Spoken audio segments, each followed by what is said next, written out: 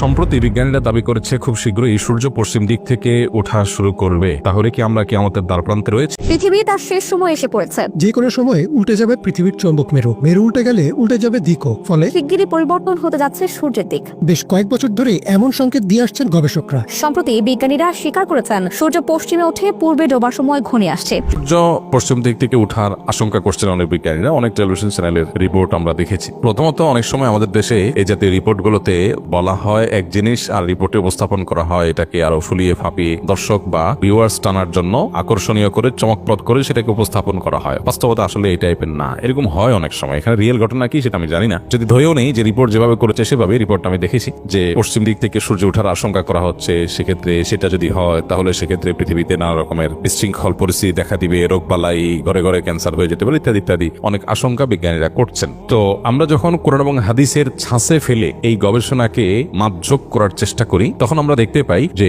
নবী করিম সাল্লাল্লাহু আলাইহি সাল্লাম কিয়ামতের আগে 10টি বিশেষ আলামত প্রকাশ পাওয়ার কথা বলেছেন, যেগুলোকে আলামাতুস সাআহ আল কুবরা বলা হয়েছে, অর্থাৎ কিয়ামতের বড় বড় আলামত হিসাবে আখ্যায়িত করা হয়েছে। এখানে বড় আলামত বলতে কিয়ামতের একেবারে শেষ মুহূর্তে এসে যেগুলো দেখা দিবে সেগুলো বড় আলামত, আর যেগুলো অনেক আগে থেকে দেখা দিবে সেগুলো ছোট আলামত। তো কিয়ামতের প্রায় 141টার মতো ছোট আলামত আছে যেগুলো বিভিন্ন বই পুস্তকে ওলামা একরাম কোরআন এবং হাদিস থেকে সংকলন করেছে। সৌদি আরবের একজন আলেম ডক্টর মোহাম্মদ আল আরিফি, তার একটা কিতাব আছে, সেখানে তিনি আলামাতুস সাআত এই 141 সবগুলোকে একত্র করেছে। নেহায়াতুল আলম তার সে বইটার নাম, আরবিতে বাংলা অনুবাদ হয়েছে। তো সেই কিয়ামতের আলামতের বইয়ে তিনি 141টা ছোট আলামতের উল্লেখ করেছেন, যার বেশিরভাগই পৃথিবীতে ঘটে গেছে, যেগুলো বিশ্বাস ভবিষ্যৎবাণী করেছেন ঘটবে ঘটবে ঘটবে, কিন্তু ঘটে গেছে। আর কিছু আছে এখনো ঘটেনি। আর 10টা আলামত যেগুলো ঘটবে কিয়ামতের ঠিক আগ মুহূর্তে, তার মধ্যে থেকে একটা হলো পশ্চিম দিক থেকে সূর্য উদিত হবে। পশ্চিম দিক থেকে সূর্য উদিত হওয়ার এই আলামতটি দেখা দিবে কিয়ামতের আগের সব ছোট বড় আলামত প্রকাশের পরে।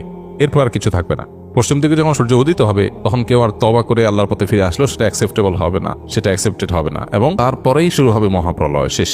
এই যে তার আগে একটা দীর্ঘ রাত থাকবে, বিভিন্ন বিশুদ্ধ হাদিস দ্বারা গণিকের বিভিন্ন ভাষ্য দ্বারা কিয়ামতের পূর্বে যা যা ঘটবে সেগুলো প্রমাণিত।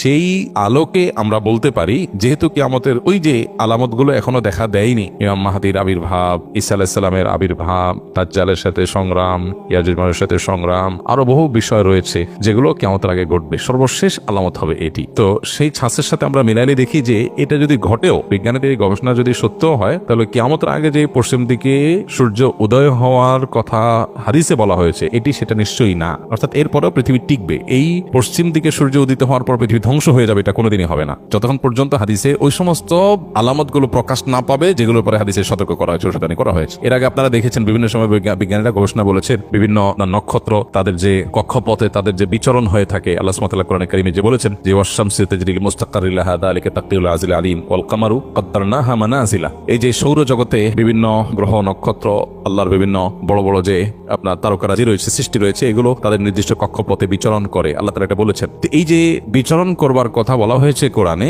সেখানে কোনটি বিভিন্ন সময় আপনারা শুনেছেন বিজ্ঞানীরা বলেছেন বিভিন্ন সময় যে কোন একটা নক্ষত্র আরেকটা নক্ষত্রের সাথে সংঘর্ষ হওয়ার সম্ভাবনা আছে, তাতে পৃথিবী শেষ হয়ে যাবে। আমরা অনেকে এই সমস্ত নিউজ দেখার পর মোটামুটি জমি জমা বিক্রি করে সব খেয়ে পরে মোটামুটি প্রস্তুত হয়ে গেছিলাম। কিন্তু একজন ইমানদার তিনি নিশ্চিতভাবে জানেন নবী করিম সাল্লাল্লাহু আলাইহি সাল্লাম মহাপ্রলয় হয়ে সৃষ্টি জগৎ শেষ হওয়ার যে ঘটনা ঘটবে তার আগে অনেকগুলো বিষয় বলেছেন, সেগুলো ঘটবে। তার অনেক কিছু এখনো ঘটে নাই, সো আমরা সেটার জন্য অপেক্ষা আছি। ওইটার আগে কখনো এটা হবে না। যদি এরকম সংঘর্ষ হয়, পৃথিবী যদি ক্ষতিগ্রস্ত হয়, তো আবার পৃথিবী আবার জেগে উঠবে। এটা ফাইনাল সে ক্ষতিগ্রস্ত হওয়া নয়, যেটি হাদিসে বলা হয়েছে। সো এই পশ্চিম দিকে যদি সূর্য উদিত হওয়ার ঘটনা কোনোভাবে আংশিক ভাবেও যদি এটি সত্য বাস্তবায়িত হয়ও, তারপরেও সেটি সেই পশ্চিম দিকে সূর্য উদিত হওয়া নয় যেটার মাধ্যমে সব ধ্বংস হয়ে যাবে। বরং বিজ্ঞানীদের এই সমস্ত গবেষণার মাধ্যমে একজন ইমানদারের এই ইমানটা আরো বৃদ্ধি পায় যে নবী করিম সাল্লাল্লাহু আলাইহি সাল্লাম বা কোরআনে কারীমে যে ভবিষ্যৎবাণী করা হয়েছে এটা ঘটবে ওটা ঘটবে, তার কিছু কিছু আছে মানুষ কোনোভাবে বিশ্বাস করতে পারতো না, এক সময় অবিশ্বাস্য ছিল, কিভাবে এটা হবে। বিজ্ঞানীদের গবেষণা করে বিভিন্ন বৈজ্ঞানিক থিওরি দিয়ে সেটাকে তারা প্রমাণ করছেন কিভাবে এটা পসিবল, কিভাবে এটা সম্ভব। তাহলে যেটা আমাদের কাছে অসম্ভব মনে হতো, অনেকের কাছে অযৌক্তিক মনে হতো, অনেকের কাছে ইলজিক্যাল মনে হতো, বৈজ্ঞানিকদের গবেষণার মাধ্যমে সেটার সম্ভাব্যতা প্রমাণিত হওয়াটা এটা আমাদের ঈমানকে বাড়িয়ে দেয় যে আল্লাহ এবং তার রাসূল সাল্লাল্লাহু আলাইহি সাল্লাম যা বলেছেন আমাদের বুঝে আসতো না এটা কিভাবে হবে, কিন্তু দেখলাম যে পরে বিজ্ঞানীরা বিভিন্ন গবেষণা দ্বারা এটা সম্ভাব্যতা প্রমাণ করেছেন। তখন আমরা আমাদের ঈমানকে আরো বৃদ্ধি করি, আরো শানিত করি যে আলহামদুলিল্লাহ আমরা না বুঝেও ঈমান আনি। কিন্তু আমার না বুঝে ঈমান আনার মানে এই না যে আমি যে বিষয়টি ঈমান এনেছি এটা ইলজিক্যাল, লজিকটা আমার জানা নাই, পরে আবিষ্কার হয়েছে, কিন্তু আল্লাহ যা বলেছেন তার চেয়ে বড় কোনো লজিক হতে পারে না, সেটা আমার এখন বুঝে আসুক আর না আসুক। এখান থেকে বড় ইমান আরো আমাদের বৃদ্ধি হয়। তবে এটা সেই ঘটনা অবশ্যই না যেটি হাদিসে বলা হয়েছে, কারণ তার আগে আর অনেক কিছু ঘটার কথা বলা হয়েছে।